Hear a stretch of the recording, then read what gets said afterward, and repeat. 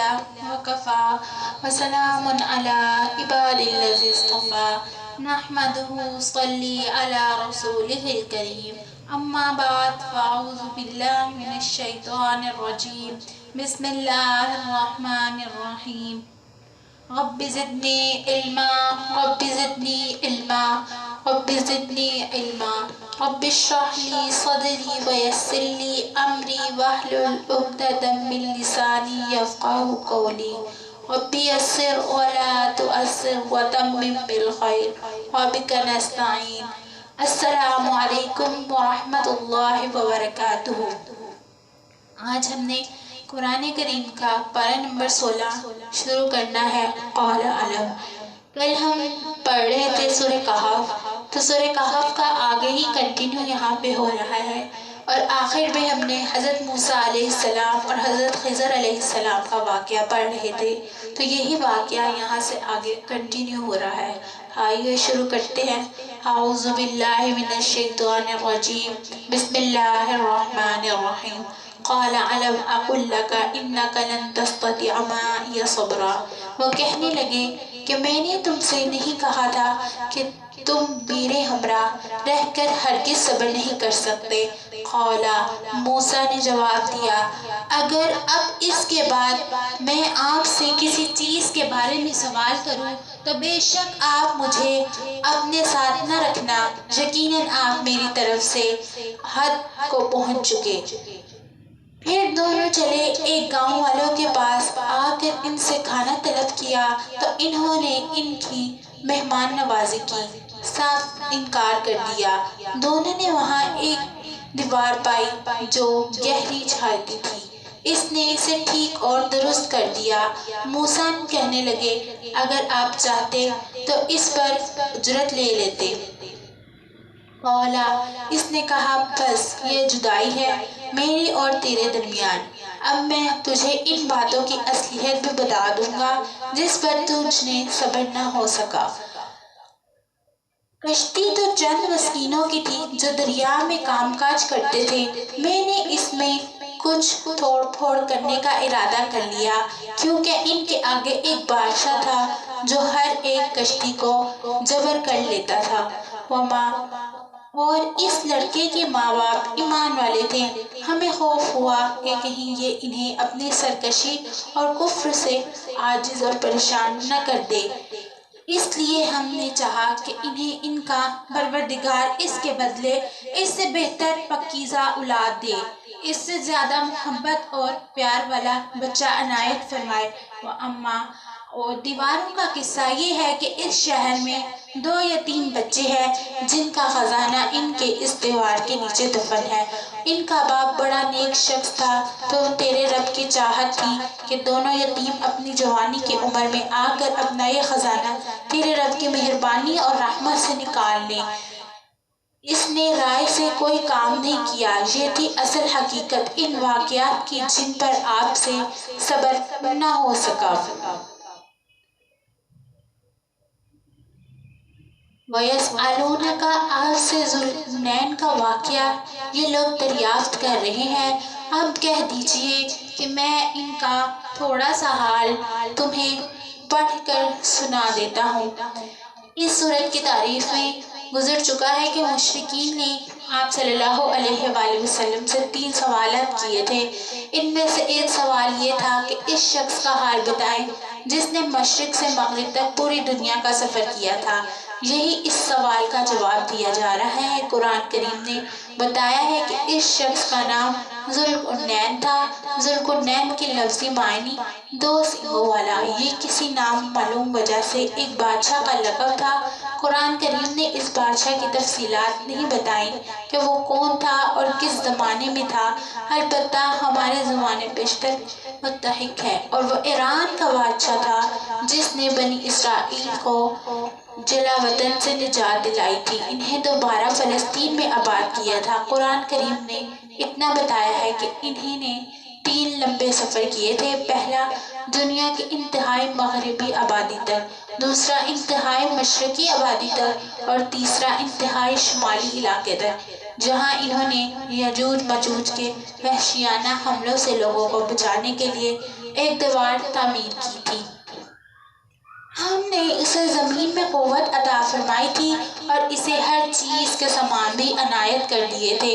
فَاتَّبِعَ، اور ایک راہ کے بیچ لگایا، حَتَّىٰ اِذَا بَلَغَ، یہاں تک کہ سورج ڈوبنے کی جگہ پہنچ گیا، اور اسے ایک دلدلار کے چشمے میں غرور ہوتا ہوا پایا، اور اس چشمے کے پاس ایک قوم کو بھی پایا۔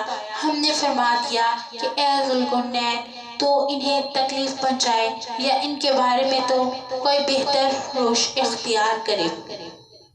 قالا، اس نے کہا کہ جو ظلم کرے گا اسے تو ہم بھی اب سزا دیں گے، پھر وہ اپنے پروردگار کی طرف لوٹایا جائے گا اور وہ اسے سخت تر عذاب دے گا۔ وَأَمَّا مَنْ آمَنَ وَعَمِلَ صَالِحًا، ہاں جو ایمان لائے اور نیک عمل کرے، اس لیے تو بدلے میں بھلائی ہے، اور ہم اسے اپنے کام میں بھی آسانی ہی کا حکم دیں گے۔ ثُمَّ اتَّبَعَ سَبَبًا، پھر وہ اور راہ کے پیچھے لگا، حَتَّىٰ اِذَا بَلَغَ مَطْلِعَ الشَّمْسِ، جہاں تک کہ جب سورج نکلنے کی جگہ تک پہنچا تو اس ایک ایسی قوم پر نکلا پایا، ان کے لیے ہم نے اس سے اور کوئی اونٹنی بتائی۔ کذالک، واقعہ ایسا ہی ہے، اور ہم نے اس کے پاس کی کل خبروں کا احاطہ کر رکھا ہے۔ وہ پھر ایک سفر کے سامنے میں لگا، یہاں تک کہ جب وہ دیواروں کے درمیان پہنچا، ان دونوں کے پر اس نے ایک ایسی قوم پائی جو بات سمجھنے کے قریب بھی نہ تھی۔ قالوا، انہوں نے کہا، اے ذوالقرنین، یجوج ماجوج اس ملک میں فسادی ہیں، تو کیا ہم آپ کے لیے کچھ خرچ کا انتظام کر دیں، آپ ہمارے اور ان کے درمیان ایک دیوار بنا دیں۔ یہاں پہ یجوج ماجوج وحشی قبیلے تھے جو ان دو پہاڑوں کے بیچ رہتے تھے، اور تھوڑے تھوڑے وقفے سے وہ پہاڑ کے درمیان سے اس علاقے میں آ کر قتل و غارت کر کے بازار گرم کر دیتے تھے۔ علاقے کے لوگ ان سے پریشان تھے، اس لیے انہوں نے ذوالقرنین کو دیکھ کے، وہ بڑے وسائل کے مالک ہیں، تو ان سے درخواست کی کہ پہاڑوں کے درمیان میں جو راہ ہے اس کو ایک دیوار بنا دے تاکہ یجوج ماجوج کا راستہ بند ہو جائے اور وہ یہاں آ کر فساد نہ پھیلا سکے۔ اس کام کے لیے انہوں نے کچھ مال کی بھی پیشکش کی، لیکن ذوالقرنین نے کوئی معاہدہ لینے سے انکار کر دیا، البتہ یہ کہا کہ تم اپنی انفرادی طاقت سے میری مدد کرو تو میں یہ دیوار بلا معاوضہ بنا دوں گا۔ قال ما، اس نے جواب دیا کہ میرے اختیار میں میرے پروردگار نے جو دے رکھا ہے وہی بہتر ہے، تم صرف قوت طاقت سے میری مدد کرو، میں تم میں اور میں سے مضبوط حجاب بنا دیتا ہوں، مجھے لوہے کی چادر لا دو، یہاں تک کہ جب ان دونوں پہاڑوں کے درمیان دیوار برابر کر دی تو حکم دیا کہ آگ تیز جلاؤ، لوہے کی ان چادروں کو بالکل آگ کر دیا، تو فرمایا میرے پاس لاؤ، اس پر پگھلا ہوا تانبا ڈال دو۔ بس تو ان میں سے اس کی دیوار کے اوپر چڑھنے کی طاقت تھی اور نہ اس میں کوئی سوراخ کر سکتے تھے۔ قال ھذا رحمۃ من ربی، کہا یہ صرف میرے رب کی مہربانی ہے، ہاں جب میرے رب کا وعدہ آئے گا تو اس زمین بوس کر دے گا، بے شک میرے رب کا وعدہ سچا اور حق کا ہے۔ وَتَرَكْنَا بَعْضَهُمْ، اس دن ہم نے انہیں آپس میں ایک دوسرے کے گٹ مٹ ہوتے ہوئے چھوڑ دیا، اور سور پھونک کر دیا جائے گا، بس سب کو اکٹھا کر کے ہم جمع کر لیں گے۔ اس سے مراد یہ کہ یاجوج ماجوج کا وہ رعایا بھی ہو سکتی ہے جو قیامت کے قریب نکل آئے گی، اور مطلب یہ کہ جب وہ قیامت کے قریب نکلے گی تو ایک غیر معظم بھیڑ کی شکل میں نکلے گی اور مجوجہ کی طرح ایک دوسرے سے ٹکرائے گی، اور یہ بھی ممکن ہے کہ یہ قیامت کے وقت عام لوگوں کے بدحواسی کا بیان ہو کہ قیامت کے ہولناک منظر دیکھ کر لوگ بدحواسی میں ایک دوسرے سے ٹکرا رہے ہوں۔ وَأَعْرَضْنَا، اس دن ہم جہنم کو کافروں کے سامنے لا کھڑا کریں گے جن کی آنکھیں میری یاد سے پردے میں تھیں اور سن بھی نہیں سکتے تھے۔ کیا کافر یہ خیال کیے بیٹھے ہیں کہ میرے سوا وہ میرے بندوں کو اپنے حمایتی بنا لیں گے؟ ہم نے تو ان کافر کی مہمانی کے لیے جہنم کو تیار کر رکھا ہے۔ قل حل، کہہ دیجئے کہ اگر میں تمہیں بتاؤں کہ با اعتبار اعمال سب سے زیادہ خسارے میں کون ہیں، وہ ہیں جن کی دنیاوی زندگی کی تمام تر کوششیں بیکار ہوگی اور وہ اسی گمان میں رہیں کہ وہ بہت اچھے کام کر رہے ہیں۔ اولئک الذین کفروا، یہی وہ لوگ ہیں جنہوں نے اپنے پروردگار کی آیتوں کو اور اس کی ملاقات سے کفر کیا، اس لیے ان کے اعمال غارت ہوں گے، پس قیامت کے دن ہم ان کا کوئی وزن قائم نہ کریں گے۔ ذالک جزاؤہم جہنم، حال یہ ہے کہ ان کا بدلہ جہنم ہے، کیونکہ انہوں نے کفر کیا اور میری آیتوں اور میرے رسولوں کا مذاق اڑایا۔ ان الذین آمنوا وعملوا الصالحات، جو لوگ ایمان لائے اور انہوں نے کام بھی اچھے کیے، یقیناً ان کے لیے فردوس کے باغات کی مہمانی ہے، خالدین فیہا، جہاں وہ ہمیشہ رہیں گے، جس جگہ کو بدلنے کا بھی ان کا ارادہ ہی نہ ہوگا۔ قل لو کان، کہہ دیجئے کہ میرے پروردگار کی باتوں کے لکھنے کے لیے سمندر سیاہی بن جائے تو بھی میرے رب کی باتوں کے ختم ہونے سے پہلے ہی ختم ہو جائے گا، گویا ہم اس جیسا اور بھی اس کی مدد میں لے آئیں۔ یہاں پہ یہ ہے کہ اللہ تعالیٰ کی باتوں سے مراد اللہ تعالیٰ کی صفات اور کمالات کا تذکرہ ہے، یعنی اللہ تعالیٰ کی قدرت، اس کی حکمت اور اس کے کمالات اتنے زیادہ ہیں کہ اگر ان کو قلم بند کیا جائے تو بڑے بڑے سمندر کی روشنائی بنا کر لکھا جائے تو سمندر کے سمندر خشک ہو جائیں گے اور اللہ تعالیٰ کی صفات اور کمالات کا بیان ختم نہیں ہوگا۔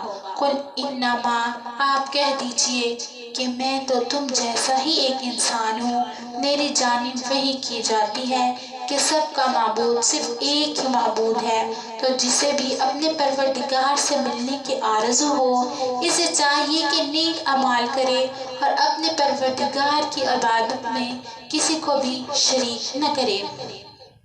یہاں پہ سورہ کہف مکمل ہوئی اور ہماری اگلی سورہ سورہ مریم شروع ہو رہی ہے۔ سورہ مریم کا تعارف کچھ اس طرح ہے۔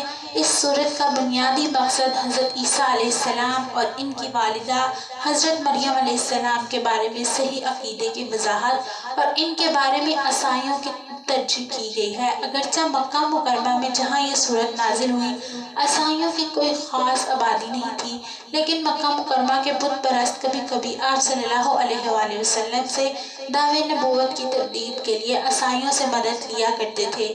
اس کے علاوہ بہت سے صحابہ کافر مکہ کے ظلم سے تنگ آ کر حبشہ کی طرف ہجرت کر رہے تھے، جہاں عیسائی مذہب کی حکمرانی تھی۔ اس لیے ضروری تھا کہ مسلمان حضرت عیسیٰ، حضرت مریم، حضرت زکریا اور حضرت یحییٰ علیہ السلام کی صحیح حقیقت سے واقف ہوں۔ چنانچہ اس صورت میں ان حضرات کے واقعات اسی سیاق و اسباب میں بیان ہوئے ہیں، اور چونکہ یہ واضح کرنا تھا کہ حضرت عیسیٰ علیہ السلام اللہ تعالیٰ کے بیٹے نہیں ثم معاذ اللہ جیسا کہ عیسائیوں کا عقیدہ ہے، بلکہ وہ انبیاء کرام ہی کے مقصد سے سلسلے ایک کڑی ہے، اس لیے بعض دوسرے انبیاء کا بھی مختصر تذکرہ اس صورت میں آیا ہے، لیکن حضرت عیسیٰ علیہ السلام کے معجزانہ اور اس کے وقت حضرت مریم علیہ السلام کی کیفیت سب سے زیادہ تفصیل کے ساتھ اس صورت میں بیان ہوئی ہے، اس لیے اس کا نام سورہ مریم رکھا گیا ہے۔ اس کی 98 آیات ہیں اور یہ مکی صورت ہے۔ آئیں اسے شروع کرتے ہیں۔ بسم اللہ الرحمن الرحیم۔ کاف ہا یا عین صاد، کاف ہا یا عین صاد حروف مقطعات۔ ذکر رحمت ربک عبدہ زکریا، یہ ہے تیرے پروردگار کی اس مہربانی کا ذکر جو اس نے اپنے بندے زکریا پہ کیا تھا۔ اذ نادى ربہ نداء خفیا، جب اس نے اپنے رب سے چھپ کے دعا کی تھی۔ قال رب انی، کہ اے میرے پروردگار میری ہڈیاں کمزور ہو گئی ہیں اور اس سر بڑھاپے کی وجہ سے بھڑک اٹھی ہیں، لیکن میں کبھی بھی تجھ سے دعا کر کے محروم نہیں رہا۔ وَإِنِّي، مجھے اپنے مرنے کے بعد اپنے قربت والوں کا ڈر ہے۔ میری بیوی بھی بانجھ ہے، بس تو مجھے اپنے پاس سے وارث عطا فرما۔ یہ میری کوئی اولاد تو نہیں، یہاں سے مراد یہ ہے کہ میرے پیچھے میری کوئی اولاد نہیں، میرے چچا زاد بھائی نہیں، اپنے علم اور تقویٰ کے اعتبار سے اس مقام پر نہیں کہ وہ میرے مشن کو آگے جاری رکھ سکے، یعنی کہ نبوت کو اور اسلام کو، جو اللہ تعالیٰ کے توحید کو آگے پھیلا سکے۔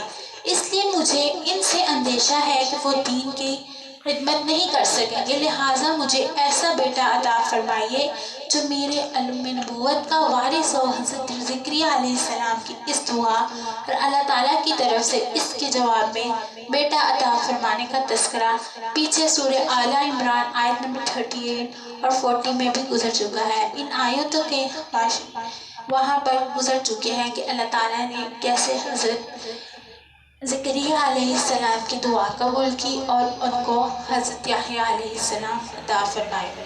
یارثنی و یارث من آل یعقوب، جو میرا بھی وارث ہو اور یعقوب کے خاندان کا بھی جانشین، اور میرے رب تو اسے مقبول بندہ بنا لے۔ یا زکریا، اے زکریا، ہم تجھے ایک بچے کی خوشخبری دیتے ہیں جس کا نام یحییٰ ہے۔ ہم نے اس سے پہلے اس کا ہم نام بھی کسی کو نہیں کیا۔ قال ربی انا، زکریا کہنے لگے میرے رب، میرے ہاں لڑکا کیسے ہوگا جبکہ میری بیوی بانجھ ہے اور میں خود بڑھاپے کی انتہائی ضعیف کو پہنچ چکا ہوں۔ یہاں پہ یہ حضرت زکریا علیہ السلام نے تعجب کا اظہار کیا۔ در حقیقت فطرت مسرت میں اللہ تعالیٰ کے اس انعام پر شکر ادا کرنے کا ایک اسلوب تھا ان کا۔ قال کذالک قال ربک، ہوا ارشاد ہوا کہ وعدہ اسی طرح ہو چکا، تیرے رب نے فرما دیا ہے کہ مجھ پر تو یہ بالکل آسان ہے، اور تو خود جب کہ کچھ نہ تھا میں نے تجھے پیدا کیا تھا۔ قال رب اجعلنی، کہنے لگے میرے پروردگار میرے لیے کوئی علامت مقرر فرما دیجئے۔ ارشاد ہوا کہ تیرے لیے علامت یہ ہے کہ باوجود بھلا جنگ ہونے کے تو 3 دن 3 راتوں تک کسی شخص سے بول نہ سکے گا، یعنی کہ ان کو نشانی بتا دی گئی کہ جس سے مجھے انہوں نے کہا کہ مجھے نشانی بتا دیں کہ جس سے مجھے پتہ چل جائے کہ حمل قرار پا چکا ہے، یعنی جب حمل قرار پائے گا تو تم، اللہ تعالیٰ نے فرمایا، تم بولنے کی قوت 3 دن کے لیے سلب کر جاؤ گے، یعنی کہ بول نہیں سکو گے، البتہ اللہ تعالیٰ کی تسبیح اور حمد کر سکو گے اور لوگوں کو اشاروں میں باتیں سمجھا سکو گے۔ جب ہم نے سورہ آل عمران میں پڑھا تھا تو اس کا ترجمہ وہاں پر اس طرح آیا تھا۔ فخرجا، اب زکریا علیہ السلام اپنے حجرے سے نکل کر اپنے قوم کے پاس آ کر انہیں ارشاد کرتے ہیں کہ تم صبح و شام اللہ تعالیٰ کی تسبیح بیان کرو۔ یا یحییٰ خذ الکتاب بقوہ، اے یحییٰ میری کتاب کو مضبوطی سے تھام لے، اور ہم نے اسے لڑک پن ہی سے دنائی عطا فرمائی۔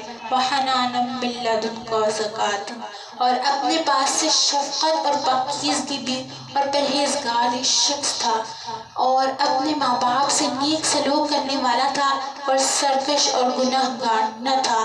وسلام علیہ، اس پر سلام ہے جس دن وہ پیدا ہوا اور جس دن وہ مرے اور جس دن وہ زندہ کر اٹھایا جائے۔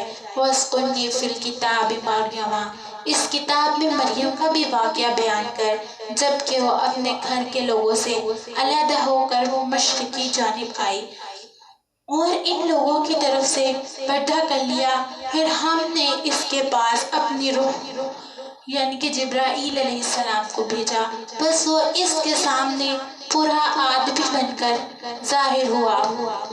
قالت انی، یہ کہنے لگی میں تجھ سے رحمان کی پناہ مانگتی ہوں اگر تو کچھ بھی اللہ سے ڈرنے والا ہے۔ قال انما، اس نے جواب دیا کہ میں تو اللہ کا بھیجا ہوا قاصد ہوں، تجھے ایک پاکیزہ لڑکا دینے آیا ہوں۔ یہاں پہ پاکیزہ ہونے سے مراد یہ ہے کہ وہ اپنی نسب اور اپنے اخلاق و عادت کے اعتبار سے پاکیزہ ہوگا۔ قالت انا، کہنے لگے بھلا میرے ہاں بچہ کیسے ہو سکتا ہے؟ مجھے تو کسی انسان کا ہاتھ تک نہیں لگا اور نہ میں بدکار ہوں۔ قال کذالک، اس نے کہا بات تو یہی ہے، لیکن تیرا پروردگار ارشاد کر رہا ہے کہ وہ مجھ پر بہت ہی آسان ہے۔ ہم تو اس لوگوں کے لیے ایک نشانی بتا دیں گے اور اپنی خاص رحمت، یہ تو ایک طے شدہ بات ہے۔ یعنی یہاں سے یہ ہے کہ انہوں نے کہا انسان کی پیدائش کا عام طریقہ تو یہ ہے کہ وہ مرد اور عورت دونوں کے ملاپ سے پیدا ہوتی ہے، لیکن اللہ تعالیٰ نے حضرت آدم علیہ السلام کو اس طرح پیدا فرمایا کہ ان کی پیدائش میں نہ کسی مرد کا کوئی دخل تھا نہ کسی عورت کا، اور حضرت حوا چونکہ ان کی پسلی سے پیدا کی گئی تھی اس لیے ان کی پیدائش سے مرد کا تو کوئی دخل ہی نہیں تھا، عورت کا کوئی دخل ہی نہیں تھا۔ اب اللہ تعالیٰ نے پیدائش کی چوتھی صورت اپنی قدرت سے ظاہر فرمائی کہ حضرت عیسیٰ علیہ السلام کو باپ کے بغیر صرف ماں سے پیدا فرمایا۔ اس سے ایک تو اللہ تعالیٰ کی قدرت کا مظاہرہ مقصود تھا اور دوسرا وہ ایک پیغمبر کی حیثیت میں لوگوں کے لیے رحمت بنا کر تشریف لائے تھے۔ وَحَمَلْتَهُ، بس وہ حمل سے ہو گئی اور اسی وجہ سے وہ یکسو ہو کر ایک دور کی جگہ چلی گئی۔ فَجَاءَ، پھر درد ذات سے ایک کھجور کے تنے کے نیچے لے آیا۔ بولی کاش میں اس سے پہلے ہی مر گئی ہوتی اور لوگوں کی یاد سے بھی بھولی بسری ہو جاتی۔ فنادا، اتنے میں اسے نیچے سے ہی آواز دی کہ آزاد خاطر نہ ہو، تیرے رب نے تیرے پاؤں تلے ایک چشمہ جاری کر دیا ہے اور اسے کھجور کے تنے کو اپنی طرف ہلا، یہ تیرے سامنے تر و تازہ پکی کھجوریں لائے گا۔ اب چین سے کھا پی اور آنکھیں ٹھنڈی رکھ، اگر تجھے کوئی انسان نظر پڑ جائے تو کہہ دینا کہ میں نے اللہ رحمان کا نام کا روزہ مان رکھا ہے، میں آج کسی شخص سے بات نہ کروں گی۔ اب حضرت عیسیٰ کو لیے ہوئے اپنی قوم کے پاس آئیں، سب کہنے لگے مریم تو نے بڑی بڑی حرکت کی۔ جب بچے کی پیدائش کے بعد حضرت مریم علیہ السلام پوری طرح مطمئن ہو چکی تھی، تو جس طرح اللہ تعالیٰ نے یہ بچہ اپنے خاص قدرت سے پیدا فرمایا وہی ان کی برات بھی ظاہر فرمائے گا۔ اس لیے اب اطمینان کے ساتھ خود ہی بچے کو لے کر لوگوں کے سامنے وہ تشریف لے گئی۔ اے ہارون کی بہن، نہ تو تیرا باپ برا آدمی تھا اور نہ تیری ماں بدکار تھی۔ یہاں پہ یہ بھی ممکن ہے کہ حضرت مریم علیہ السلام حضرت ہارون علیہ السلام کے اولاد میں سے ہوں اور ان کے قبیلے کی طرف منسوب کر رہے ہیں کہ ان کو ہارون کی بہن کہا دیا گیا ہے، جیسے حضرت داؤد علیہ السلام کو عاد کا بھائی کہا گیا ہے، اور یہ بھی ممکن ہے کہ ان کی کسی بھائی کا نام ہارون ہو، اور چونکہ وہ نیک نام بزرگ تھے اس لیے ان کی قوم انہیں ہارون کے حوالہ دے رہی ہے۔ مریم نے اپنے بچے کی طرف اشارہ کیا، سب کہنے لگے لو بھلا ہم گود کے بچے سے باتیں کیسے کریں؟ قال انی عبد اللہ، بچہ بول اٹھا کہ میں اللہ تعالیٰ کا بندہ ہوں، اس نے مجھے کتاب عطا فرمائی ہے اور مجھے اپنا پیغمبر بنایا ہے، یعنی بڑا ہو کر مجھے انجیل عطا کی جائے گی۔ حضرت عیسیٰ علیہ السلام کہہ رہے ہیں اور نبی بنایا جائے گا، اور یہ بات اتنی یقینی ہے کہ جیسے ہو ہی چکی۔ دودھ پیتے بچے کا اس طرح بولنا اللہ تعالیٰ کی طرف سے کھلا ہوا معجزہ تھا جس نے حضرت مریم کی برات بالکل واضح کر دی۔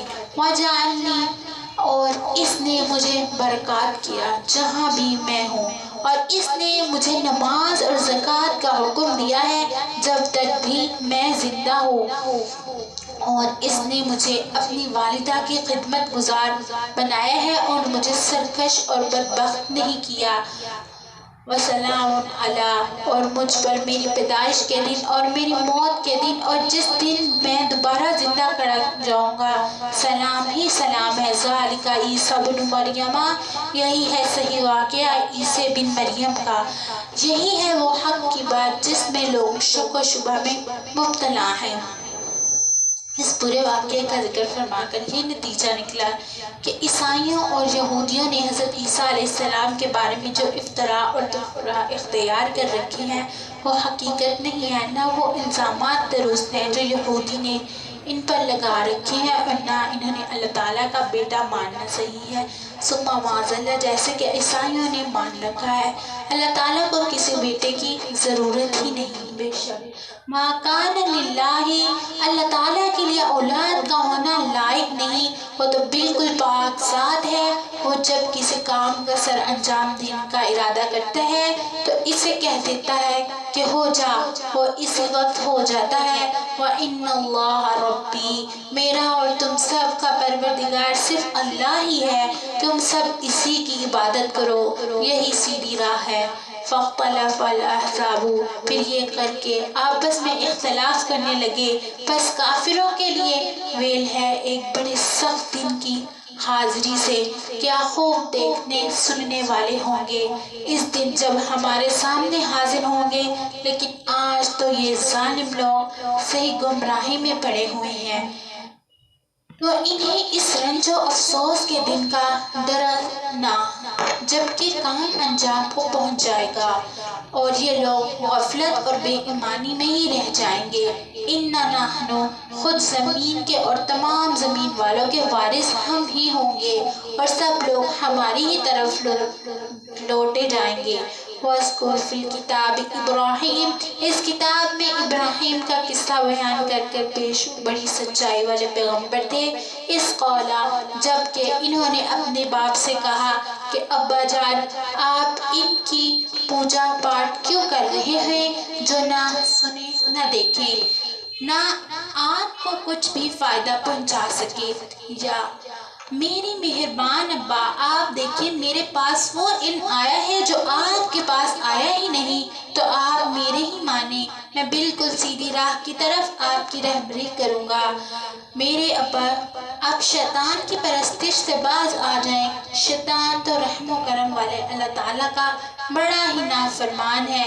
یا آبتی، اے ابا، مجھے خوف لگا ہوا ہے کہ کہیں آپ پر کوئی عذاب الہی نہ آ پڑے، آپ شیطان کے ساتھی نہ بن جائیں۔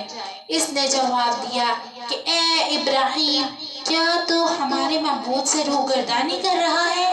سن، اگر تو باز نہ آیا تو میں تجھے پتھروں سے مار ڈالوں گا، یا ایک مدت دراز تک مجھ سے الگ رہے۔ قال سلام علیک، کہا اچھا تم پر سلام ہو، میں تو اپنے پروردگار سے تمہاری بخشش کی دعا کرتا رہوں گا، وہ مجھ پر حد درجہ مہربان ہے۔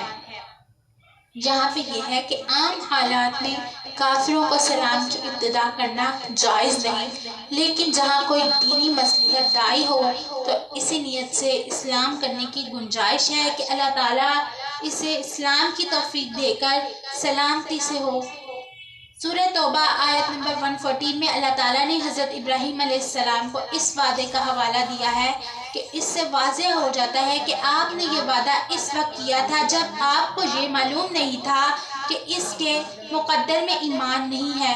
چونکہ اب آپ کو یہ بات معلوم ہو گئی ہے تو پھر آپ اس کے لیے دعا کرنے سے دستبردار ہو گئے ہیں۔ آپ اپنی والد کے لیے ایمان کی اور سلامتی کی دعا نہیں کر سکتے۔ میں نے تمہیں بھی اور جن جن کو تم اللہ تعالیٰ کے سوا پکارتے ہو انہیں بھی سب کو چھوڑا ہے، صرف اپنے پروردگار کو پکارتا رہوں گا۔ مجھے یقین ہے کہ میں اپنے پروردگار سے دعا مانگ کر محروم نہ رہوں گا۔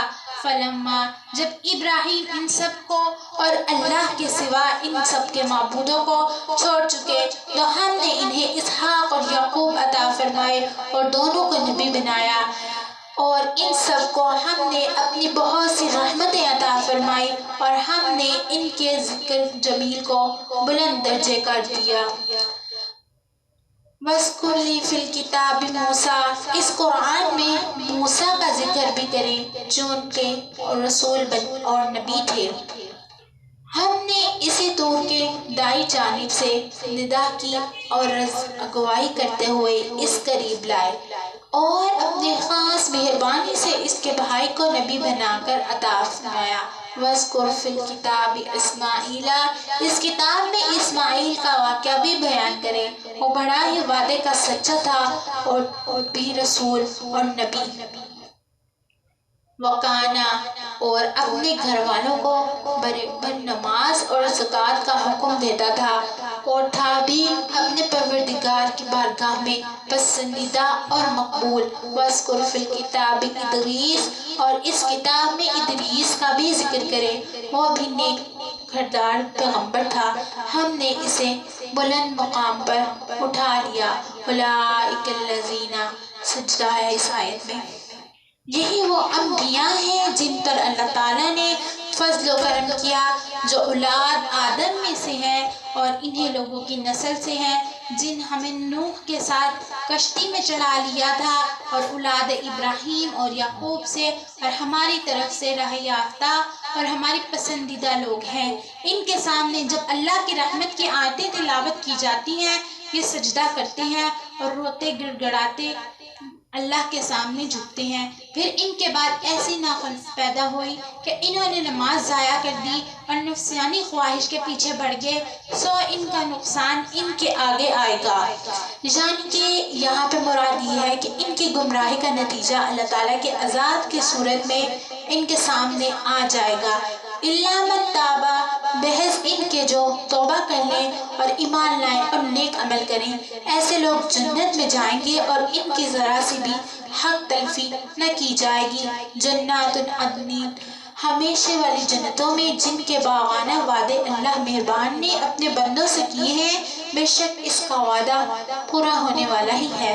وہ لوگ وہاں کوئی لغوت بات نہ سنیں گے، صرف سلام ہی سلام سنیں گے۔ ان کے لیے وہاں صبح و شام ان کا رزق ہوگا۔ تلک الجنت التی، یہ وہی جنت ہے جس کا وارث ہم نے اپنے بندوں میں سے انہیں بتائے ہیں جو متقی ہوں گے۔ ہم بغیر تیرے رب کے حکم کے اتر نہیں سکتے، ہمارے آگے پیچھے اور ان کے درمیان کی کل چیزیں اس کی ملکیت میں ہیں، تیرا پروردگار بولنے والا نہیں ہے۔ یہاں پہ صحیح بخاری کی ایک روایت یہ ہے، ایسی ہے اس کے بارے میں کہ ایک مرتبہ حضرت جبرائیل علیہ السلام کو آپ صلی اللہ علیہ وآلہ وسلم کے پاس آئے ہوئے کافی عرصہ ہو گیا تھا۔ اس پر بعض کفار نے آپ کا مذاق بھی بنایا کہ اللہ تعالیٰ نے آپ کو معاذ اللہ چھوڑ دیا ہے۔ چنانچہ جبرائیل علیہ السلام آئے تو آپ نے ان سے فرمایا کہ اب جلدی جلدی ہمارے پاس کیوں نہیں آتے؟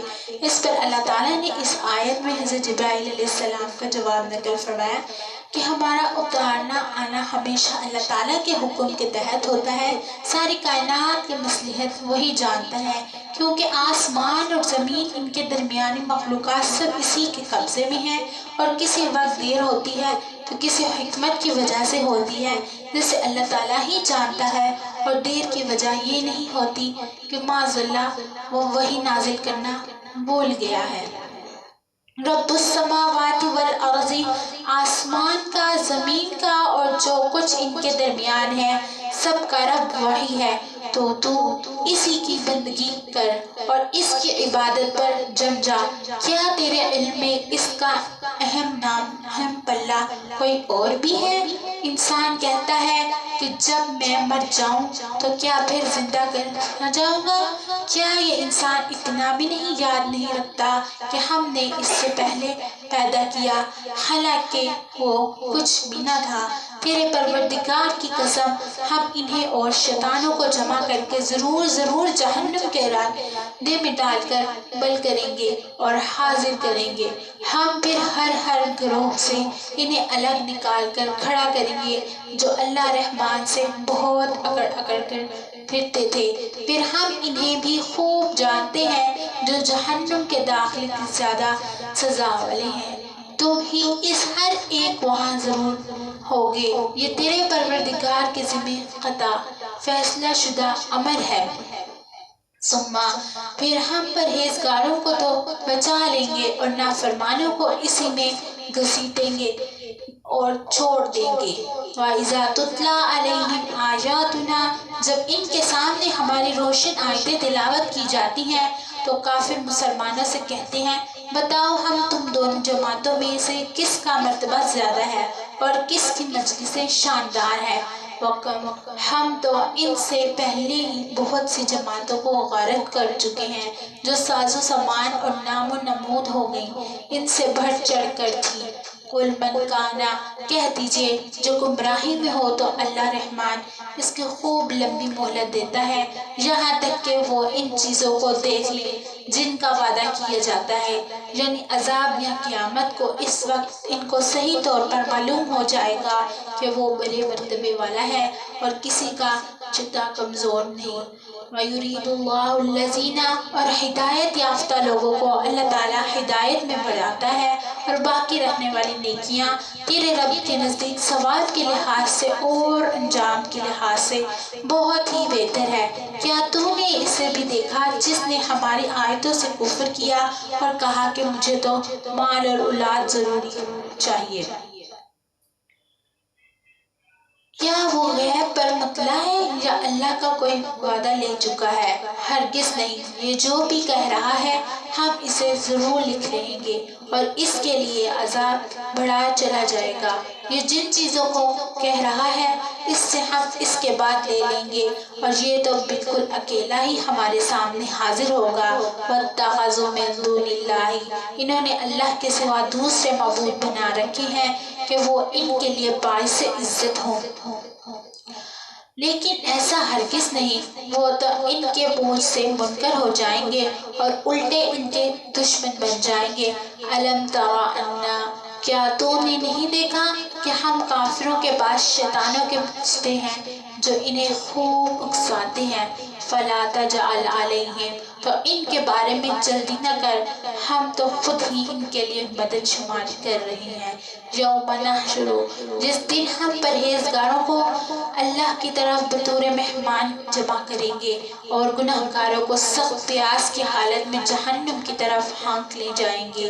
کسی کی شفاعت کا اختیار نہ ہوگا سوائے ان کے جنہوں نے اللہ تعالیٰ کی طرف سے کوئی قول قرار لیا۔ ان کا قول تو یہ ہے کہ اللہ نے بھی اولاد اختیار کی ہے، یقیناً تم بہت بڑی اور بھاری چیز لائے ہو۔ قریب ہے کہ اس قول کی وجہ سے آسمان پھٹ جائے اور زمین شق ہو جائے اور پہاڑ ریزہ ریزہ ہو جائے کہ وہ رحمان کی اولاد ثابت کر بیٹھے۔ شان رحمان کے لائق نہیں کہ وہ اولاد رکھے۔ ان کل من فی السماوات والارض، آسمان اور زمین میں جو بھی ہے سب کے سب اللہ کے غلام بن کر ہی آنے والے ہیں۔ ان سب کو اس نے گھیر رکھا ہے اور سب کو پوری طرح گن بھی رکھا ہے۔ یہ سارے کے سارے قیامت کے دن اکیلے اس کے پاس حاضر ہونے والے ہیں۔ ان الذین آمنوا وعملوا الصالحات، بے شک جو ایمان لائے اور جنہوں نے شائستہ عمل کیے ان کے لیے اللہ رحمان محبت پیدا کر دے گا۔ ہم نے اس قرآن کو تیری زبان میں بہت ہی آسان کر دیا ہے کہ تو اس کے ذریعے سے پرہیزگاروں کو خوشخبری دے اور جگڑنے والے لوگوں کو ڈرا دے۔ ہم نے اس سے پہلے بہت سی جماعتیں تباہ کر دی ہیں، کیا ان میں سے ایک کی بھی ہٹ تو پاتا ہے یا ان کی آرزو کی بھانگ بھی تیرے کان میں پڑتی ہے؟ یہاں پر سورہ مریم مکمل ہوئی اور ہماری اگلی سورہ طٰہٰ شروع ہو رہی ہے۔ بسم اللہ الرحمن الرحیم۔ سورہ طٰہٰ کی 135 آیات ہے اور سورہ طٰہٰ کا تعارف کچھ اس طرح ہے۔ یہ سورت بھی مکی ہے۔ یہ سورت مکہ کے بالکل ابتدائی دور میں نازل ہوئی تھی۔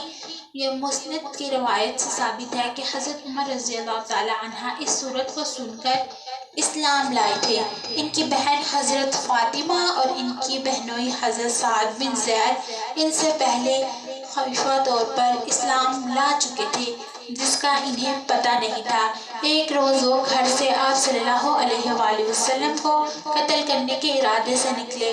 راستے میں نعیم بن عبداللہ نامی ایک صاحب انہیں ملے۔ انہوں نے حضرت عمر سے کہا کہ آپ پہلے اپنے گھر کی خبر لیں۔ جہاں آپ کی بہن اور بہنوئی مسلمان ہو چکے ہیں۔ حضرت عمر غصے کے عالم میں واپس اپنی بہن کو اور بہنوئی حضرت خواب بن اراد سے سورۃ طٰہٰ پڑھ رہے تھے۔ حضرت عمر کو آتے دیکھا تو انہوں نے وہ صفحہ جس پر سورۃ طٰہٰ لکھی ہوئی تھی کہیں چھپا دیا، لیکن حضرت عمر پڑھنے کی آواز سن چکے تھے۔ انہوں نے کہا کہ مجھے پتہ چل گیا ہے کہ تم مسلمان ہو چکے ہو، اور یہ کہا بہن اور بہنوئی دونوں کو بہت مارا۔ اس وقت ان دونوں نے کہا کہ آپ ہمیں کوئی بھی سزا دیں، ہم مسلمان ہو چکے ہیں، اور آپ صلی اللہ علیہ وآلہ وسلم پر جو کلام اللہ تعالیٰ کی طرف سے نازل ہوا ہے وہ پڑھتے ہیں۔ حضرت عمر نے کہا کہ اچھا مجھے بھی دکھاؤ وہ کیسا کلام ہے۔ بہن نے اس سے غسل کروایا اور صفحہ ان کو دے دیا جس میں سورۃ طٰہٰ لکھی ہوئی تھی۔ اس کو پڑھ کر حضرت عمر رضی اللہ تعالیٰ عنہ محبوب رہ گئے، اور انہوں نے یقین ہو گیا کہ یہ کسی انسان کا نہیں اللہ تعالیٰ کا کلام ہے۔ حضرت خواب رضی اللہ نے بھی انہیں اسلام لانے کی ترغیب دی اور بتایا کہ حضرت آپ صلی اللہ علیہ وآلہ وسلم نے یہ دعا فرمائی ہے کہ اللہ تعالیٰ ابو جہل یا عمر بن خطاب میں سے کسی ایک کو اسلام کی توفیق دے کر اسلام کی قوت کا سماں پیدا فرمائے۔ چنانچہ اس وقت وہ صلی اللہ علیہ وآلہ وسلم کی خدمت میں حاضر ہوئے اور اسلام قبول کر لیا۔ جس زمانے میں یہ صورت نازل ہوئی وہ مسلمانوں کے لیے بڑی آزمائش اور تکلیفوں کا زمانہ تھا۔ کفار مکہ نے ان پر عرصہ حیات تنگ کر رکھا تھا، اس لیے اس صورت کا بنیادی مقصد ان کو تسلی دینا تھا کہ اس قسم کی آزمائش حق طلبی کو ہر زمانے میں پیش آئی ہے، لیکن آخری انجام انہوں نے حق پہ ہوا ہے۔ چنانچہ اس سلسلے میں حضرت موسیٰ علیہ السلام کا واقعہ نہایت تفصیل کے ساتھ اس صورت میں بیان ہوا ہے، جس سے دونوں باتیں ثابت ہوتی ہیں، یہ بھی کہ ایمان والوں کو آزمائش کا سامنا کرنا پڑتا ہے، اور یہ بھی کہ آخری فتح انہی کی ہوتی ہے۔ اس کے علاوہ یہ ثابت کرنا مقصود ہے کہ تمام انبیاء کرام کی بنیادی دعوت ایک ہی ہوتی ہے کہ انسان خدائے وحدانیت پر ایمان لائے اور اس کے ساتھ کسی کو شریک نہ ٹھہرائے۔ شروع کرتے ہیں۔ بسم اللہ الرحمن الرحیم۔ طٰہٰ۔ بعض مفسرین نے فرمایا ہے کہ طٰہٰ رسول اللہ صلی اللہ علیہ وآلہ وسلم کے اسماء گرامی سے ایک نام ہے، اور بعض مفسرین نے فرمایا ہے کہ یہ ان حروف مقطعات میں سے ہے جو مختلف سوروں کے شروع میں آئے ہیں، اور ان کا ٹھیک معنی اللہ تعالیٰ کے سوا کوئی نہیں جانتا۔ ما انزلنا، ہم نے یہ قرآن تجھ پر اس لیے نہیں اتارا کہ تو مشقت میں پڑ جائے، بلکہ اس کی نصیحت کے لیے جو اللہ سے ڈرتا ہے۔ اس کا اتارنا اس طرف ہے جس سے زمین کو اور بلند آسمان کو پیدا کیا ہے۔ الرحمن علی العرش استویٰ، جو رحمان ہے عرش پر قائم ہے۔ اس کی تشریح اس کا جو تھوڑی سی وہ تھی سورہ اعراف کی آیت نمبر 54 میں گزر چکی ہے۔ لَہُ مَا فِی السَّمَاوَاتِ وَمَا فِی الْأَرْضِ، جس کی ملکیت آسمانوں اور زمینوں اور ان دونوں کے درمیان کے نیچے کے ہر ایک چیز پر ہے۔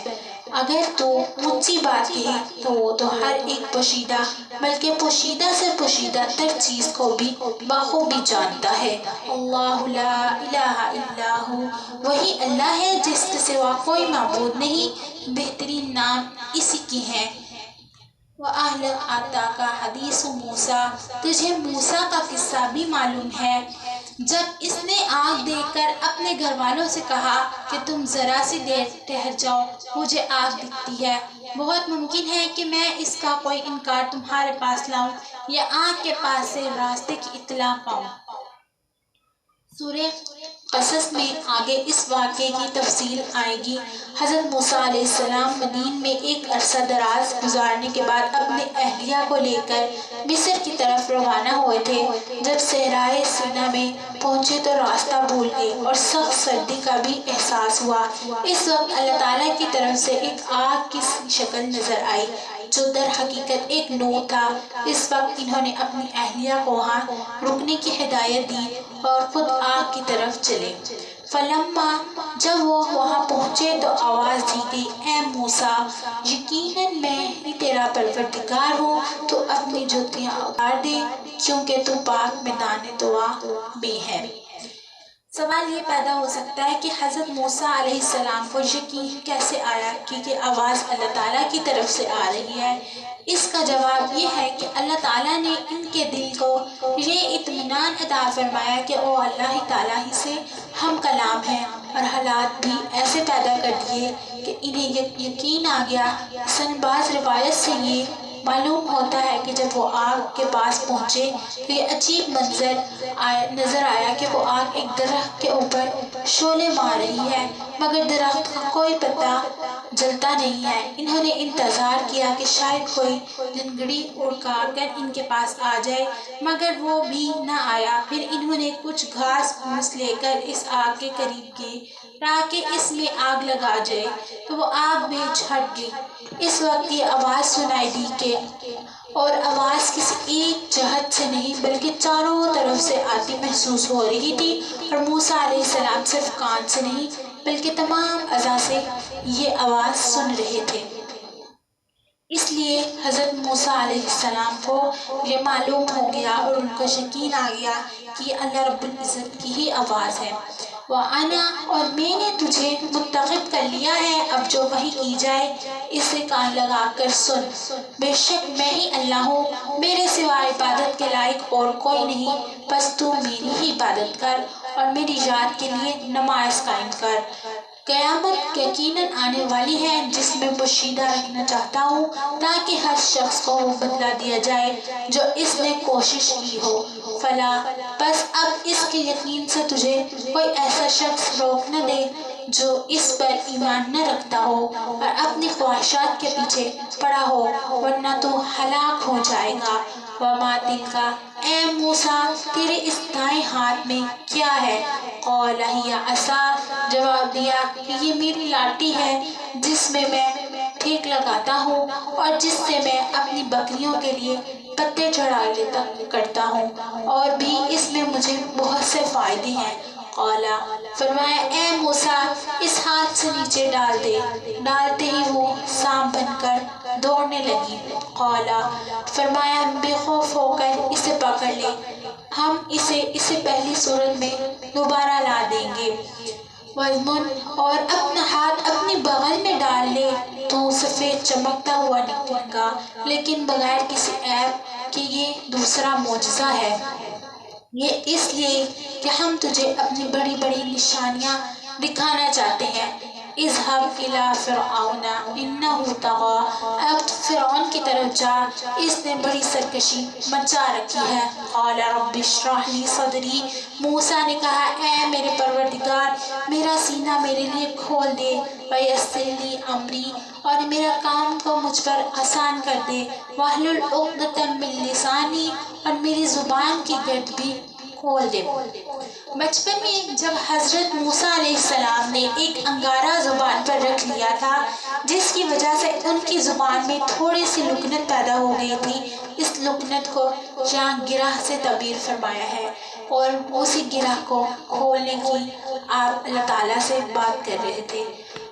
یفقہوا قولی تاکہ لوگ میری بات اچھی طرح سمجھ سکے۔ فجعل لی وزیرا من اہلی اور میرا وزیر میرے کنبے میں سے اسے کر دے، ہارون اخی یعنی میرے بھائی ہارون کو، تو اس سے میرے کمتر کس تھے اور اسے میرا شریک کار کر دے تاکہ ہم دونوں بکثرت تیری تسبیح بیان کر سکیں اور بکثرت تیری یاد کریں، بے شک تو ہمیں خوب دیکھنے بھالنے والا ہے۔ قال قد جانب اللہ تعالیٰ نے فرمایا موسیٰ تیرے تمام سوالات پورے کر دیے گئے۔ وَلَقَدْ ہم نے تجھ پر ایک بار اور بھی بڑا احسان کیا، اذ اوحینا جبکہ ہم نے تیری ماں کو وہ احلام کیا جس کا ذکر اب کیا جا رہا ہے کہ تو اسے صندوق میں بند کر کے دریا میں چھوڑ دے، بس دریا اسے کنارے لے ڈالے، اور میرا اور خود اس کا دشمن اسے لے گا، اور میں نے اپنی طرف کا خاص محبت اور مقبولیت تجھ پر ڈال دی تاکہ تیرے پرورش میری آنکھوں کے سامنے کی جائے۔ یہاں پہ یہ ہے کہ فرعون کو کسی نجومی نے یہ کہا کہ بنی اسرائیل کا ایک شخص تمہاری سلطنت کو ختم کرے گا، اس لیے اس نے یہ حکم جاری کر دیا تھا کہ بنی اسرائیل میں جو کوئی بچہ پیدا ہو اسے قتل کر دیا جائے۔ جب حضرت موسیٰ علیہ السلام پیدا ہوئے تو ان کی والدہ کو فکر ہوئی ان کو بھی فرعون کے آدمی قتل کر ڈالیں گے۔ اس موقع پر اللہ تعالیٰ نے ان کے دل میں الہام فرمایا کہ اس بچے کو صندوق میں رکھ کر دریائے نیل میں ڈال دو۔ چنانچہ انہوں نے ایسا ہی کیا اور وہ صندوق بہتا ہوا فرعون کے محل کے پاس پہنچ گیا، اور فرعون کے کرندوں نے بچے کو اٹھا کر فرعون کے پاس پیش کیا، اور اس کی بیوی حضرت آسیہ نے اسے آمادہ کر لیا کہ اسے اپنا بیٹا بنا کر پالے۔ حضرت موسیٰ علیہ السلام کی شکل و صورت میں اللہ تعالیٰ نے ایسی معصومیت رکھ دی تھی کہ جو بھی آپ کو دیکھتا آپ سے محبت کرتا تھا، اسی وجہ سے فرعون بھی انہیں اپنے گھر میں رکھنے پر راضی ہو گیا تھا۔ یوں تو ہر شخص کی پرورش اللہ تعالیٰ ہی کی نگرانی میں ہوتی ہے، مگر یہی مطلب یہ ہے کہ عام طور پر اس پرورش کے جو اسباب ہوتے ہیں کہ ماں باپ اپنے خرچ اور ذمہ داری پر بچے کی پرورش کرتے ہیں، وہ حضرت موسیٰ علیہ السلام کے معاملے میں اختیار نہیں فرمائیں گے۔ اس کے بجائے اللہ تعالیٰ نے براہ راست ان کی پرورش ان کے دشمنوں سے کروائی۔ یاد کر جب تیری بہن چل رہی تھی اور کہہ رہی تھی کہ اگر تم کہو تو میں بتاؤں جو اس کی نگرانی کرے، اس تدبیر سے ہم نے تجھے تیری ماں کے پاس پہنچایا کہ اس کی آنکھیں ٹھنڈی رہیں اور وہ غمگین نہ ہو، اور تو نے ایک شخص کو مار ڈالا تھا، اس پر بھی ہم نے تجھے غم سے بچا لیا، غرض ہم نے تجھے اچھی طرح آزما لیا۔ پھر تو کوئی سال تک مدین میں لوگوں کے ٹھہرا رہا، پھر تقدیر الہی کے مطابق اے موسیٰ تو آیا۔ یہاں پہ یہ ہے کہ فرعون کی اہلیہ نے جب بچے کو دودھ پلانے کا ارادہ کر لیا تو ان کو دودھ پلانے والی تلاش شروع کر دی، لیکن حضرت موسیٰ علیہ السلام کسی بھی عورت کا دودھ منہ میں نہیں لیتے تھے۔ حضرت آسیہ نے اپنی کنیز بھیج کر وہی اپنی ایسی عورت تلاش کرے جس کا دودھ یہ قبول کر لے۔ ادھر حضرت موسیٰ علیہ السلام کی والدہ بچے کو دریا میں ڈالنے کے بعد بے چین تھی۔ انہوں نے حضرت موسیٰ علیہ السلام کی بہن کو دیکھنے کے لیے بھیجا کہ بچے کا انجام کیا ہوا۔ یہ ڈھونڈتے ڈھونڈتے اس جگہ پہنچ گئی جہاں فرعون کی کنیزیں پریشانی کے عالم میں دودھ پلانے والی عورت کو تلاش کر رہی تھی۔ اس موقع پر مل گئی اور انہوں نے اپنی والدہ کو یہ خدمت سونپ دی، تجویز کی، اور انہوں نے وہاں لے آئیں۔ جب انہوں نے بچے کو دودھ پلایا جہاں تو بچے نے آرام سے دودھ پی لیا، اور پھر اللہ تعالیٰ کے وعدے کے مطابق بچہ دوبارہ ان کے پاس آ گیا۔ یہ سارے واقعات تفصیل کے ساتھ سورہ قصص میں آنے والے ہیں۔ خلاصہ یہ ہے کہ آپ مظلوم اسرائیل کو ایک ظلم سے بچانے کے لیے اس ایک مکار مارا تھا۔ اس کا مقصد اس ظلم سے باز رکھنا تھا، قتل کرنا مقصود نہیں تھا، لیکن وہ یہیں سے مر گیا۔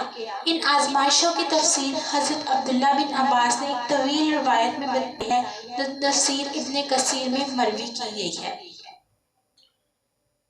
اور میں نے تجھے خاص اپنی ذات کے لیے پسند فرمایا، اذهب، اب تو اپنے بھائی سمیت میری نشانیاں ہمراہ لے جا، اور خبردار میرے ذکر میں سستی نہ کرنا۔ اذهبا، تم دونوں فرعون کے پاس جاؤ، اس نے بڑی سرکشی کی ہے، اسے نرمی سے سمجھاؤ کہ شاید وہ سمجھ لے۔ دونوں نے کہا اے مہمان رب، ہمیں خوف ہے کہ کہیں فرعون ہم پر کوئی زیادتی نہ کرے یا اپنی سرکشی میں بڑھ نہ جائے۔ قالا، جواب ملا کہ تم طلقت خوف نہ کرو، میں تمہارے ساتھ ہوں اور سنتا دیکھتا ہوں۔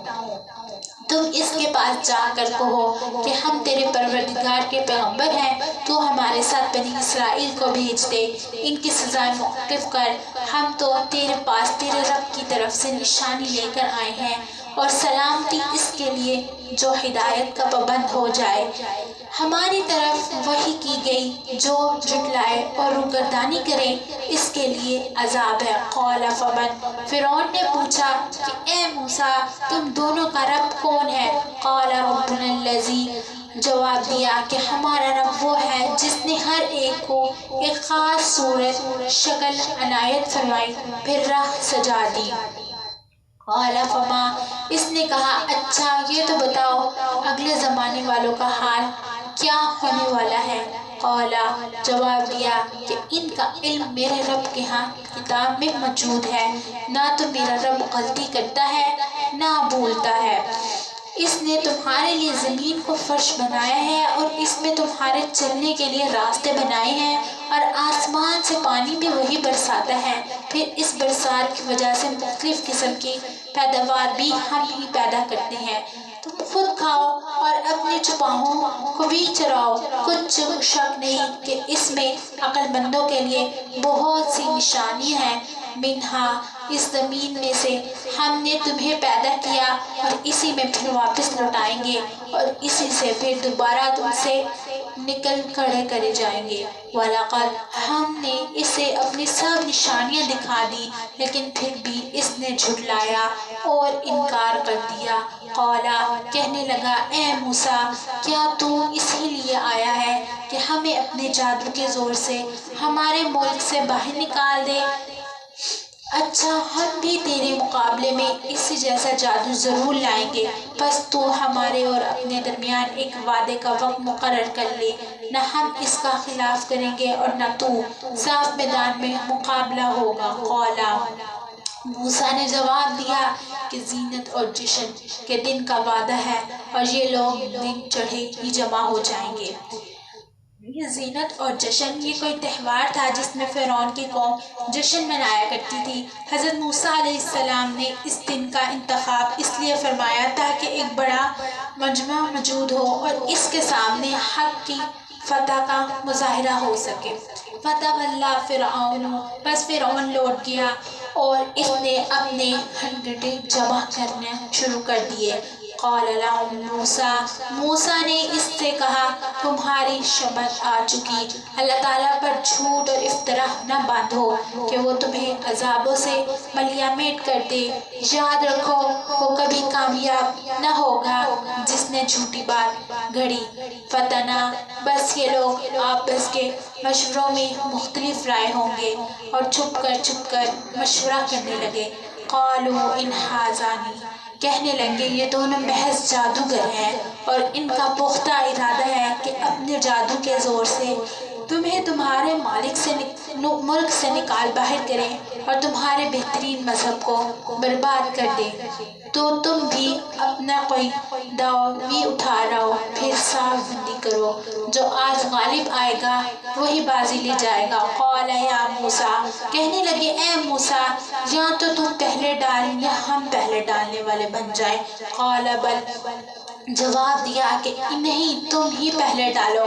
اب تو موسیٰ کو یہ خیال گزرنے لگا کہ ان کی رسیاں اور لکڑیاں ان کے جادو کے زور سے دوڑ بھاگ جائیں گی۔ بس موسیٰ نے اپنے دل میں ڈر محسوس کیا۔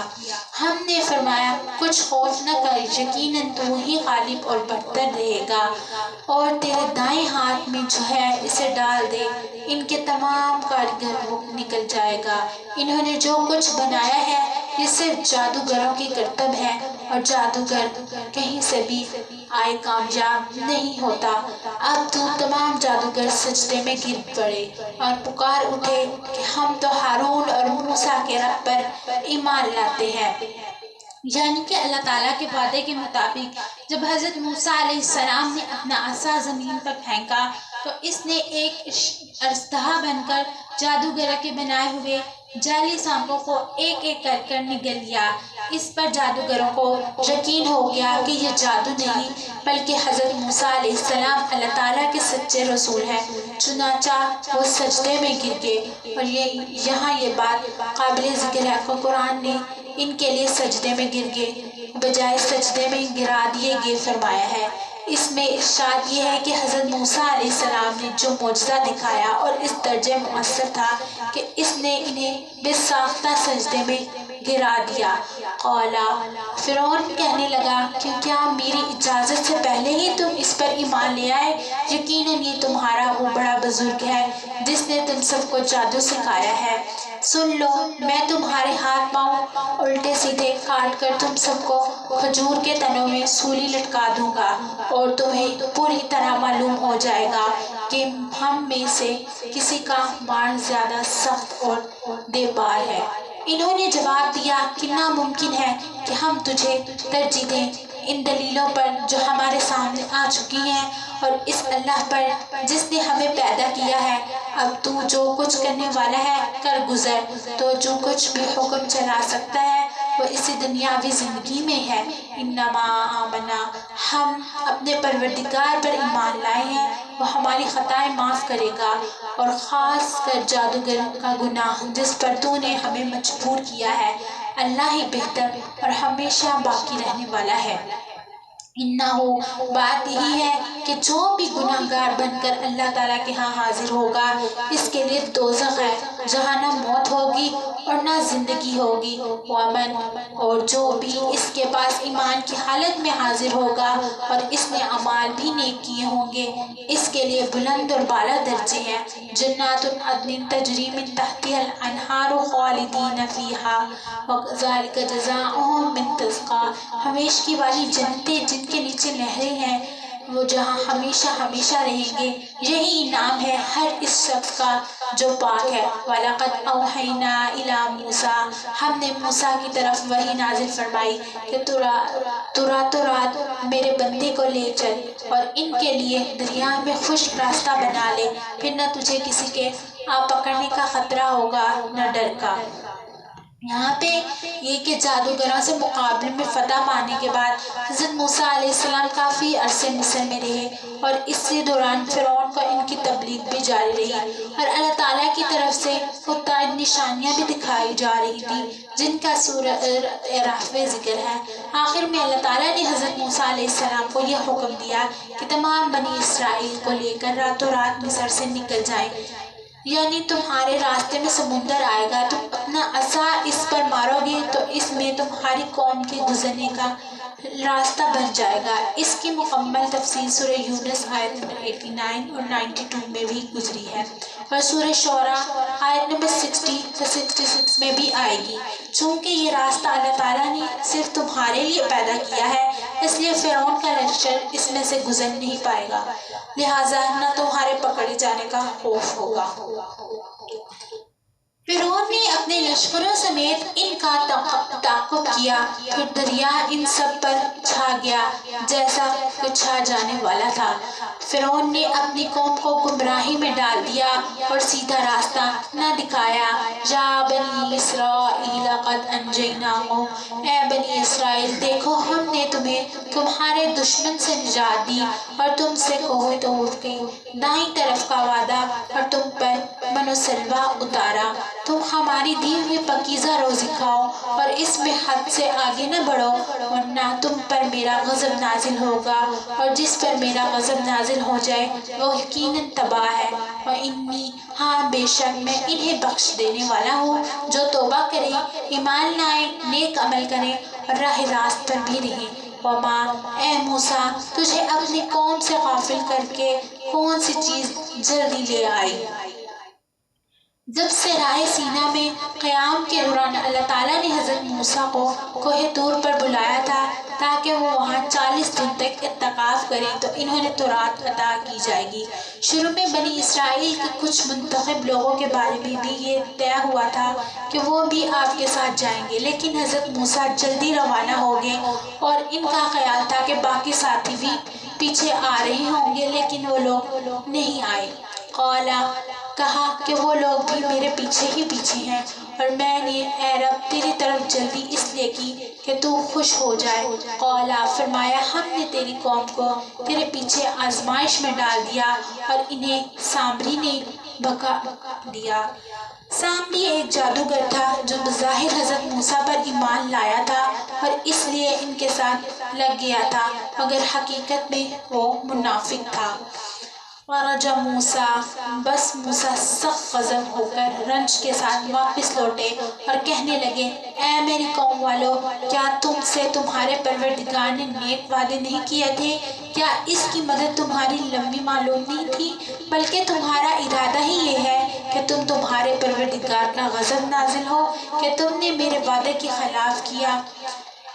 یہاں پہ اچھے وعدے سے مراد کوہ طور پہ تورات دینے کا وعدہ ہے، یعنی مجھے کوہ طور پر گئے ہوئے کوئی ایسی لمبی مدت تو نہیں گزری تھی کہ تم میرا انتظار کے بغیر اس بچڑے کو معبود بنا لیا، کیونکہ ان کی قوم نے ان کے پیچھے سے بچڑے کو اپنا معبود بنا لیا تھا اور اس کی پوجا کرنے لگے تھے۔ اس کا واقعہ ہم نے یہ قصہ سورہ بقرہ میں پڑھا ہے، اس کی تفسیر اور اس کے ترجمے میں۔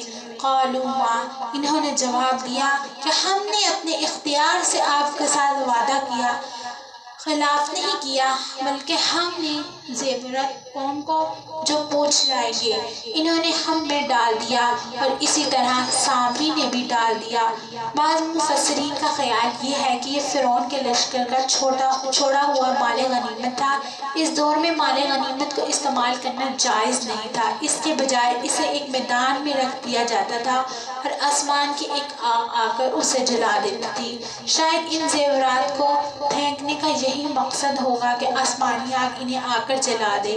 اس کے برخلاف عام طور پر تفسیر میں یہ روایت مذکور ہے کہ بنی اسرائیل جب مصر سے نکلے تھے تو نکلنے سے پہلے انہوں نے فرعون کی قوم کے ملکوں سے بہت سے زیورات عید کے موقع پر پہنانے کے لیے مسترد کیے تھے۔ وہ سارے زیورات مصر سے لے کر نکلے تھے ان کے ساتھ۔ چونکہ یہ زیورات دوسروں کی امانت تھی، اس لیے بنی اسرائیل کے جائز نہیں تھا کہ وہ انہیں مالکوں کی اجازت کے بغیر استعمال کریں۔ دوسری طرف انہوں نے واپس کرنے کا بھی کوئی راستہ نہیں تھا، اس لیے حضرت ہارون علیہ السلام نے ان سے کہا کہ یہ زیورات یہیں پھینک دو اور ان کے ساتھ وہی معاملہ کرو جو دشمن سے حاصل کیے ہوئے مال غنیمت کے ساتھ کیا جاتا ہے۔ لیکن ان میں سے کوئی روایت بہت مستند نہیں ہے، اور احتمال یہ بھی ہے کہ سامری نے اپنے شبہ دکھانے کے لیے لوگوں سے کہا ہو کہ تم اپنے زیور مجھے دے دو، تمہیں ایک تماشا دکھاتا ہوں۔ یہاں یہ بات بھی قابل غور ہے کہ عام لوگوں نے جو زیورات پہنے تھے اس کا ذکر کرتے ہوئے اللہ تعالیٰ نے فرمایا کہ سامری نے جو کچھ پھینکا، اس کے لیے دوسرا لفظ القا استعمال فرمایا ہے۔ اس میں یہ بھی امکان ہے کہ یہ صرف اسلوب کی تبدیلی ہو، اور یہ بھی ممکن ہے کہ سامری کے پھینکنے سے مراد اس کے شب و بازی کے اور جو وہ اپنا جادو دکھاتا تھا۔ جب سارے لوگوں نے اپنے زیورات پھینک دیے تو سامری بھی کوئی چیز مٹی میں دبا کر لے گیا، اور حضرت ہارون علیہ السلام نے کہا کہ کیا میں پھینک دوں؟ حضرت ہارون علیہ السلام نے سمجھا کہ وہ بھی کوئی زیور ہوگا، اس لیے فرمایا کہ ڈال دو۔ اس پر سامری نے کہا کہ آپ میرے لیے دعا فرمائیں کہ جب میں ڈالوں تو جو کچھ میں چاہتا ہوں وہ پورا ہو جائے۔ حضرت ہارون علیہ السلام کو اس کی منافقت معلوم نہیں تھی، اس لیے دعا فرما دی۔ حقیقت میں وہ مٹی میں زیور کے بجائے مٹی لے کر آیا تھا، اور اس نے وہ مٹی ان زیورات پر ڈال کر انہیں پگھلا دیا اور ان سے ایک بچڑے کی اس مورت بنا لی جس میں سے آواز نکلتی تھی، اور بنی اسرائیل نے اس کی پوجا کرنی شروع کر دی۔ فَأَخْرَجَ لَهُم، پھر اس نے لوگوں کے لیے ایک بچڑا نکال کھڑا کیا، یعنی بچڑے کا بت جس کا گائے کی سی آواز تھی۔ پھر کہنے لگا کہ یہ تمہارے بھی معبود ہے اور موسیٰ کا بھی، لیکن موسیٰ بھول گیا ہے۔ کیا یہ گمراہ لوگ یہ بھی نہیں دیکھتے کہ وہ تو ان کی بات کا جواب بھی نہیں دے سکتا، ورنہ ان کی کسی برے بھلے اختیار رکھتا ہے۔ وَلَقَدْ قَالَ لَهُمْ، اور ہارون نے اس سے پہلے بھی ان سے کہہ دیا تھا کہ اے میری قوم والو، اس بچڑے سے تو صرف تمہاری آزمائش کی رہی ہے، تمہارے حقیقی پروردگار تو اللہ رحمان ہی ہے، بس تم سب میری تابعداری کرو اور میری بات مانتے چلو۔ قالوا، انہوں نے جواب دیا کہ موسیٰ کی واپسی تک تو ہم اسی کی مجاہد بنے بیٹھے رہیں گے۔ قال یا ہارون، موسیٰ کہنے لگے اے ہارون، نے گمراہ ہوتا ہوا دیکھتے ہوئے تجھے کس چیز نے روکا تھا کہ تو میرے پیچھے نہ آیا؟ کیا تو بھی میرے فرمان کا نافرمان بن بیٹھا؟ ہارون نے کہا اے میرے ماں جائے بھائی، میری داڑھی نہ پکڑ اور سر کے بال نہ کھینچ، مجھے تو صرف یہ خیال دامن گھیرا ہوا کہیں آپ یہ نہ فرمائیں کہ تو نے بنی اسرائیل کے طرف فرقہ ڈال دیا اور میری بات کا انتظار نہ کیا، یعنی کہ جب حضرت موسیٰ علیہ السلام واپس لوٹے تو ان کو پتہ چلا کہ ان کے قوم نے بچڑے کی پوجا کرنی شروع کر دی ہے، تو ان نے حضرت ہارون علیہ السلام کو ان کے بالوں سے اور ان کی داڑھی سے پکڑ کر مارنا شروع کر دیا اور کہنا شروع کر دیا کہ تو نے مجھے کیوں نہیں بتایا کہ یہ لوگ ایسے کرنے لگ گئے ہیں۔ موسیٰ نے پوچھا کہ سامری تیرا کیا معاملہ ہے؟ قال بصرت، اس نے جواب دیا کہ مجھے وہ چیز دکھائی دی جنہیں دکھائی نہیں دی، تو میں نے اصطلاح الہی کے نقش قدم سے ایک مٹھی بھر لی، اس سے اس میں ڈال دیا، اسی طرح میرے دل نے یہ بات میرے لیے بھلی بنا دی۔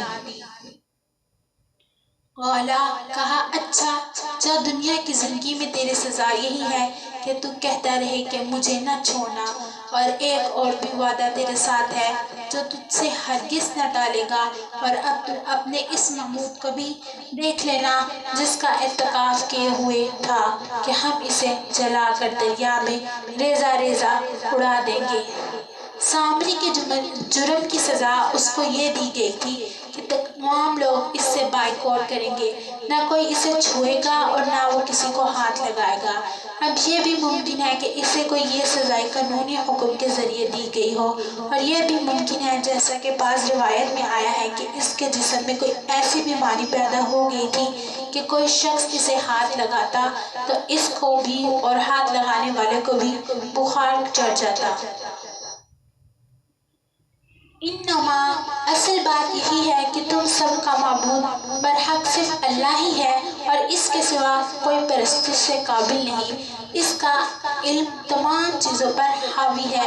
کذالک، اسی طرح ہم تیرے سامنے پہلے کی گزری ہوئی باتیں بیان فرماتے رہیں گے، اور یقیناً ہم تجھے اپنے پاس سے نصیحتیں عطا فرما چکے ہیں۔ اس سے جو منہ پھیر لے گا وہ یقیناً قیامت کے دن اپنا بھاری بوجھ لادے ہوئے ہوگا، خالدین فیہ، جس میں ہمیشہ رہے گا، اور ان کے لیے قیامت کے دن بڑا بوجھ ہوگا۔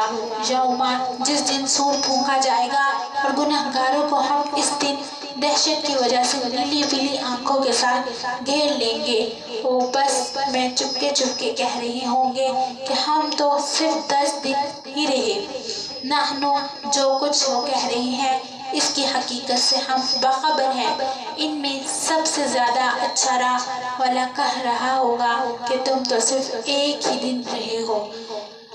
وَيَسْأَلُونَكَ، وہ آپ سے پہاڑوں کی نسبت سوال کرتے ہیں تو آپ کہہ دیں کہ انہیں میرے رب نے ریزہ ریزہ کر کے اڑا دینا ہے، اور زمین کو بالکل ہموار صاف میدان کر کر چھوڑے گا جس میں تو نہ کہیں موڑ دیکھے گا نہ کچھ۔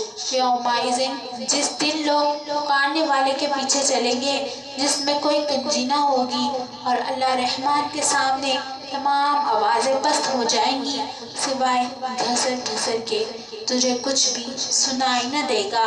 یومئذ، اس دن سفارش کچھ کام نہ آئے گی مگر جس رحمان حکم دے گا اس بات کی پسند فرمائے گا۔ یعلم، جو کچھ ان کے آگے پیچھے ہے اسے اللہ تعالیٰ جانتا ہے، مخلوق کا علم اس کا حاوی نہیں ہو سکتا۔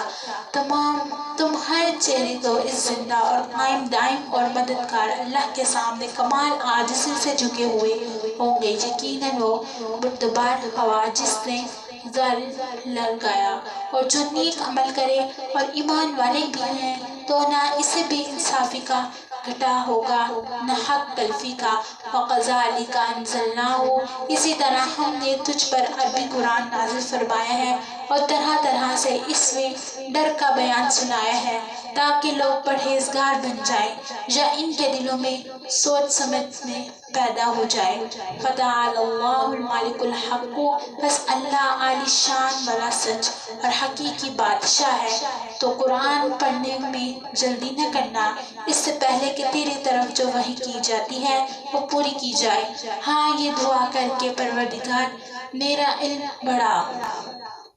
وَلَقَدْ، ہم نے آدم کو پہلے ہی تحقیق کی حکم دیا تھا لیکن وہ بھول گیا اور ہم نے اس میں کوئی عزم نہیں پایا، اور جب ہم نے فرشتوں سے کہا کہ آدم کو سجدہ کر لو تو ابلیس کے سوا سب نے کیا، اس نے صاف انکار کر دیا۔ فَقُلْنَا يَا آدَمُ، تو ہم نے آدم سے کہا یہ تیرا اور تیری بیوی کا دشمن ہے، ایسا نہ ہو کہ وہ تم دونوں کو جنت سے نکلوا دے تو مصیبت میں پڑ جاؤ۔ اِنَّ لَكَ، یہاں تو تجھے یہ آرام ہے، نہ تو بھوکا ہوتا ہے نہ ننگا، وَإِنَّكَ، اور نہ تو یہاں پیاسا ہوتا ہے نہ دھوپ سے تکلیف اٹھاتا ہے۔ لیکن شیطان نے اسے وسوسے میں ڈال دیا اور کہنے لگا کیا میں تجھے دائمی زندگی کا درخت اور بادشاہت بتلاؤں کہ جو کبھی پرانی نہ ہوگی؟ چنانچہ ان دونوں نے اس درخت سے کچھ کھا لیا، بس ان کے سطر کھل گئے اور بہشت کے پتے ان پر اوڑھنے لگے۔ آدم نے اپنے رب کی نافرمانی کے پس بھاگ گیا، پھر اس کے رب نے نوازا، اس کی توبہ قبول کی اور اس کی رہنمائی کی۔ قالا، فرمایا تم دونوں یہاں سے اتر جاؤ، تم بس میں ایک دوسرے کے دشمن ہو۔ اب تمہارے پاس جب کبھی میری طرف سے ہدایت پہنچے، جو میری ہدایت کی پیروی نہ ہو تو بہکا گا نہ تکلیف میں پڑے گا۔ ومن اعرض، اور ہاں جو میری یاد سے روگردانی کرے گا اس کی زندگی میں رہ گی اور ہم اسے بزرگ قیامت اندھا کر اٹھائیں گے۔ قال ربی، وہ کہنے گا کہ اے الہی مجھے تو نے اندھا بنا کر کیوں اٹھایا، حالانکہ میں تو دیکھتا بھالتا تھا۔ قال کذالک، جو ملے گا کہ اسی طرح ہونا چاہیے تھا، تو میری آئی ہوئی آیتوں کو بھول گیا تو آج تو بھی بھلا دیا جاتا ہے۔ وَكَذَلِكَ نَجْزِي، ہم ایسا ہی بدلہ ہر اس شخص کو دیا کرتے ہیں جو حد سے گزر جائے اور اپنے رب کی آیتوں پر ایمان نہ لائے۔ بے شک آخرت کا عذاب نہایت ہی سخت اور باقی رہنے والا ہے۔ افلم، کیا ان کی رہبری اس بات نے بھی نہیں کی کہ ہم نے ان سے پہلے بہت سی بستیاں ہلاک کر دی ہیں جن کے رہنے سہنے کی جگہ یہ چل پھر رہے ہیں؟ یقیناً اس میں عقل مندوں کے لیے بہت سی نشانیاں ہیں۔ ولولا، اگر تیرے رب کی بات پہلے ہی سے مقرر شدہ اور وقت معین کردہ نہ ہوتا تو اس وقت کا عذاب آ چمکتا۔ فاصبر علی، بس ان کی باتوں پر صبر کرو اور اپنے پروردگار کی تسبیح اور تعریف بیان کرتے رہو۔ سورج نکلنے سے پہلے اور اس کے ڈوبنے سے پہلے، رات کے مختلف وقتوں میں بھی اور دن کے حصوں میں بھی تسبیح کرتا رہے، پھر بہت ممکن ہے کہ تو راضی ہو جائے اور اپنی نگاہیں ہرگز چیزوں کی طرف نہ دوڑانا جو ہم نے ان میں سے مختلف لوگوں کو آزمائش دنیا کی دے رکھی ہیں تاکہ انہیں اس میں آزمائش تیرے رب کی دیا ہوا ہو، بہتر ہے اور بہت باقی رہنے والا ہے۔ اپنے گھرانے کے لوگوں پر نماز کی تاکید رکھ اور خود بھی اس پر جمع رہ۔ ہم تجھ سے روزی نہیں مانگتے بلکہ ہم خود تجھے روزی دیتے ہیں۔ آخر میں بولا پرہیزگار ہی کا ہے۔ انہوں نے کہا کہ یہ نبی ہمارے پاس اپنے پروردگار کی طرف سے کوئی نشانی کیوں نہیں لائے؟ کیا ان کے پاس اپنی کتابوں کی واضح دلیل نہیں پہنچی؟ یہاں اس سے مراد یہ ہے کہ قرآن کریم ہے اور آیت کی تشریح دو طرح کی جا سکتی ہے۔ ایک یہ کہ قرآن وہ کتاب ہے جس کی پیشن گوئی پچھلے آسمانی کتابوں میں موجود ہے، جس کا مطلب یہ ہے کہ ان سبھوں نے قرآن کریم کی حقانیت کی گواہی دی تھی، اور دوسرا مطلب یہ ہو سکتا ہے کہ قرآن پچھلے آسمانی صفحہ مضامین کی تصدیق کر کے ان کی گواہی دے رہا ہے۔ اور ہم اگر اس سے پہلے ہی انہیں عذاب سے ہلاک کر دیتے تو یقیناً کہہ اٹھتے، اے ہمارے پروردگار، تو نے ہمارے پاس اپنے رسول کیوں نہ بھیجے کہ ہم تیری آیتوں کی تابعداری کرتے اس سے پہلے کہ ہم ذلیل و رسوا ہوتے۔ قل، کہہ دیجئے، ہر انجام کا منتظر ہے، بس تم پھر بھی انتظار میں رہو، ابھی ابھی جان لوگے کہ راہ راست والے کون ہیں اور کون راہ یافتہ ہیں۔ یعنی کہ دلیلیں اور حاجتیں تو ساری تمام ہو چکی ہیں، اب اللہ تعالیٰ کے فیصلے کا تم انتظار کرو، اور ہم بھی انتظار کرتے ہیں۔ وہ وقت دور نہیں جب ہر شخص کے سامنے دودھ کا دودھ اور پانی کا پانی ہو جائے گا اور واضح ہو جائے گا کہ اس نے جو کچھ کیا ہے اس کو اس کا بدلہ ملے گا۔ ہماری سورۃ طٰہٰ یہاں پہ مکمل ہوئی اور ہمارا 16واں پارہ بھی مکمل ہوا۔ وآخر دعوانا الحمد للہ رب العالمین۔ السلام علیکم ورحمۃ اللہ وبرکاتہ۔